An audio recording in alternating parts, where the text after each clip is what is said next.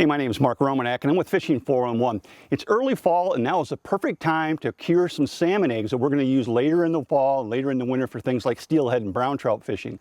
The problem with curing salmon eggs is it kind of can be a daunting task for a lot of people. But ProCure, they've got a new liquid cure that absolutely takes all the mess out of it, takes all the fuss out of it, and makes it super simple. In fact, they even call it idiot proof.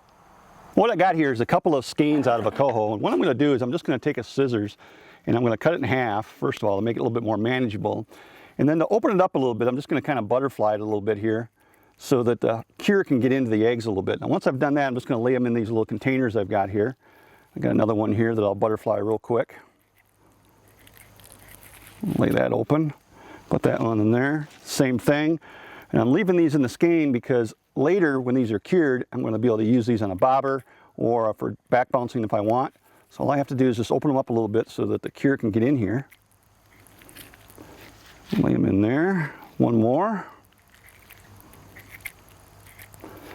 Okay, now once I've got them into these containers, and these are just inexpensive containers I bought at the dollar store, all I'm going to do is I'm going to take one of these liquid cures. They come in different colors. One of my favorite colors just happens to be this red hot. First thing you're going to have to do is shake it up really good.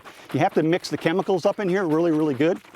Once you got it shook up really good, all you're going to do is pop the top and literally just pour this liquid right over top of your eggs, and you're going to put just enough in it that the eggs start to float. That's all it's about. Put the top back on it, kind of settle it out a little bit. Then I'm going to go ahead and put my top on here and then just take a little Sharpie and mark what I have in here. So at this point what I can do is take this and put it in the refrigerator for about 4 hours.